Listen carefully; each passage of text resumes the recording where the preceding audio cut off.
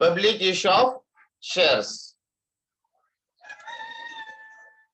is the most common and popular practice of public limited companies to raise the share capital by issuing its share to public in primary market.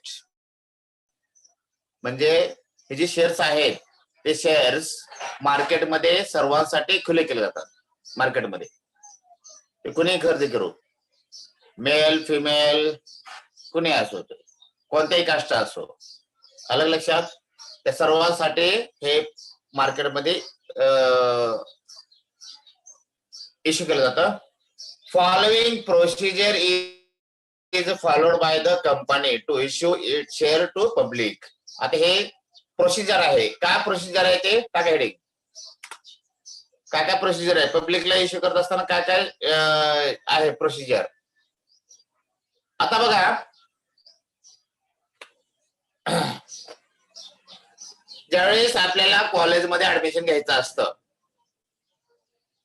त्यावेळेस आपण कॉलेजमध्ये जातो आणि कॉलेजमध्ये गेल्यानंतर वैष्णवी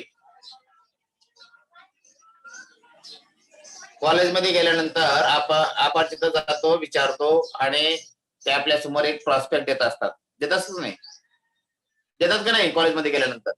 आणि त्या प्रॉस्पेक्ट मध्ये सर्व कॉलेजची इन्फॉर्मेशन दिलेली असते, ऍडमिशन प्रोसेस दिलेलं असतं, फीस किती आहे, सब्जेक्ट कोणते आहेत, कोणत्या साईडला कोणते सब्जेक्ट आहेत, सगळे डिटेल माहिती त्या प्रॉस्पेक्ट मध्ये दिलेलं असतं.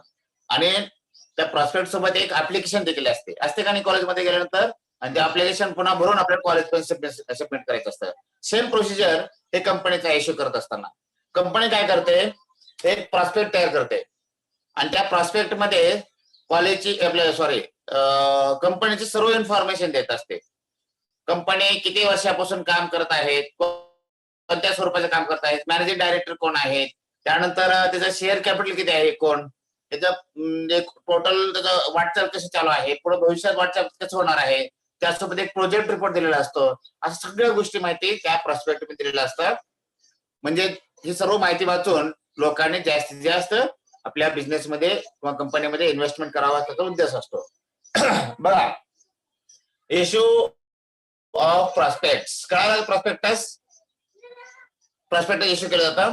The company issues a prospectus which provides complete information, सर्व माहिती about the company.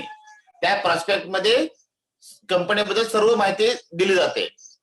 To the prospective investors, जे इन्व्हेस्टर्स आहेत, जे गुंतवणूकदार आहेत, कंपनीमध्ये गुंतवणूक करू इच्छितात अशा लोकांसाठी ती इन्फॉर्मेशन दिली जाते. The company prospectus specifies the number of shares offer to the public. आणि त्याच्यामध्ये सांगितलं जातं ऑथोराइज्ड कॅपिटल किती आहेत, इश्यूड कॅपिटल किती आहेत, या सगळ्या गोष्टी त्याच्यामध्ये किती ऑफर करायचे आहेत किंवा किती इश्यू करायचे आहेत, या सगळ्या गोष्टी त्याच्यामध्ये दिलेल्या असतात. The face value of shares. आता 10,000 shares of ₹100 each,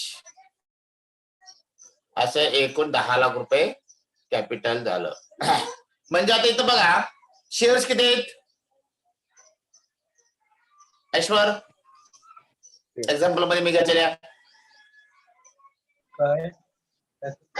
शेअर्स किती आहेत, शेअर्स 10,000.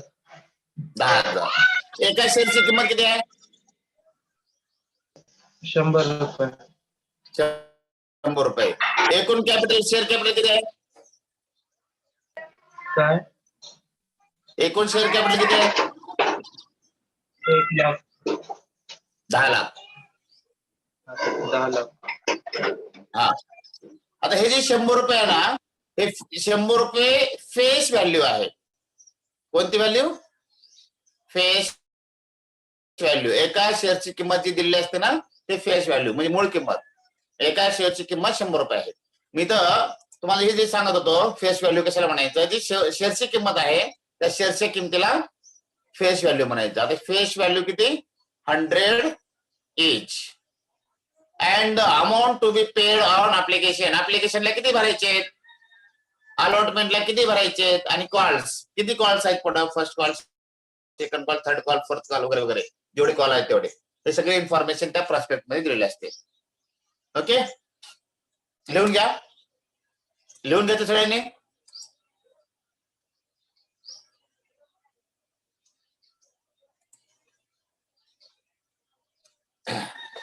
अगोदरच लिहून घेतलं का ते बघा, चेक करा.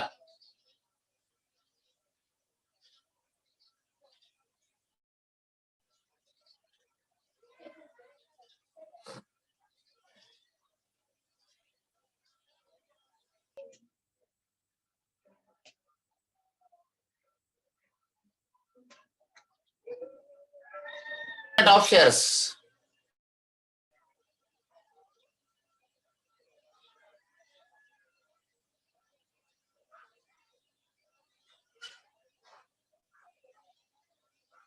Allotment of shares.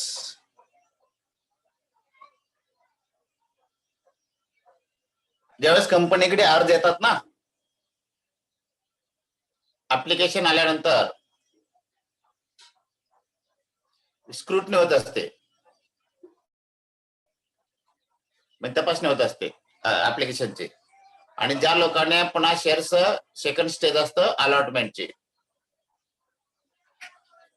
पुन्हा एका विशेष तारखेला समजा इथं 1 जानेवारीला जर समजा ऍप्लिकेशन आले असतील तर कंपनी पुन्हा काय करते, सर्व इश्यू करून शेअर्सचे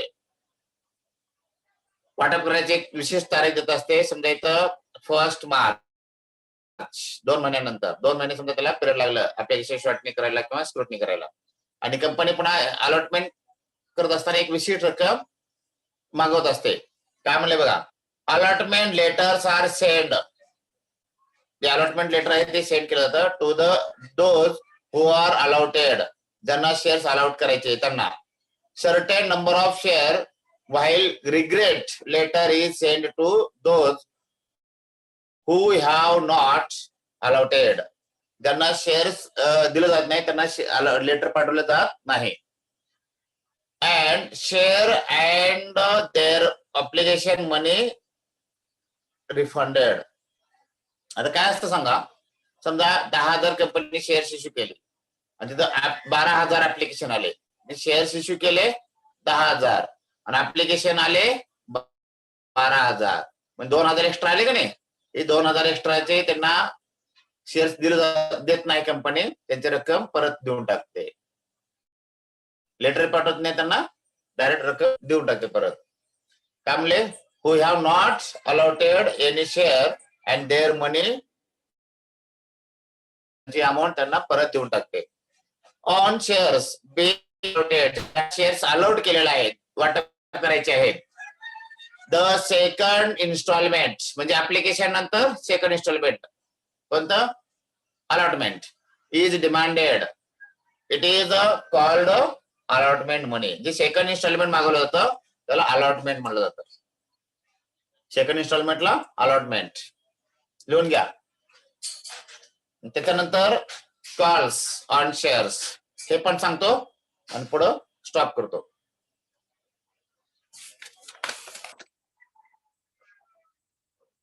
शेवटचा एक पॉइंट, कॉल्स. कॉल्स म्हणजे इन्स्टॉलमेंट. आता तुम्हाला याच्या अगोदर सांगितलं होतं त्याची प्रोसिजर काय. ऑन ऍप्लिकेशन, ऍप्लिकेशनला एक विशिष्ट रक्कम मागवली जाते. सेकंड इन्स्टॉलमेंट म्हणजे अलॉटमेंटचा, शेअर्स वाटप केल्यानंतर शेअर्स वाटप केले म्हणजे आता शेअर्स आले. आणि त्याच्यानंतर कॉल्स. कॉल्स मध्ये फर्स्ट, सेकंड, थर्ड कंपनीच्या मनावर किती कॉल्स करायचे ते. काय म्हणले बघा, आफ्टर रिसिव्हिंग अलॉटमेंट, जेवढ्या अलॉटमेंट अमाऊंट आल्यानंतर the company makes the call due. Company काय करते, कॉल ड्यू करते. If the calls are more than one, जर एक पेक्षा जास्त कॉल असतील, दे आर सिरियली नंबर्ड, त्याला नंबर दिला जातं. First call, second call, third call वगैरे वगैरे ATC. And the last call, ते लास्ट कॉल आहे त्याला फायनल कॉल म्हणलं जातं. समजा थर्ड कॉल आहे, third call is final call, शेवटच्या कॉलला फायनल कॉल म्हणायचं. A call is demanded by the company to pay remaining amount. समजा अलॉट 100 रुपये किंमत आहे ऍप्लिकेशनला 30 रुपये मागवलेत, अलॉटमेंटला 20 रुपये, राहिले 50 रुपये. 50 रुपये मधून फर्स्ट कॉलला समजा 25, सेकंड कॉलला 25 असं कंपनी मागवते. The application and all money allotment money on share at least 15 days notice must be given to shareholder for payment of the call. कमीत कमी 15 दिवसाच्या अगोदर त्यांना नोटीस द्यावं लागतं की तुम्ही रक्कम हे फर्स्ट कॉलची 15 दिवसामध्ये भरून घेण्यात यावं. 14 दिवस अगोदर त्यांना नोटीस देण्यात येत असते. लिहून घ्या ते. 14 दिवस अगोदर नोटीस देऊन कॉल मनी हे भरून घेतलं जातं. अशा प्रकारे प्रोसिजर आहे.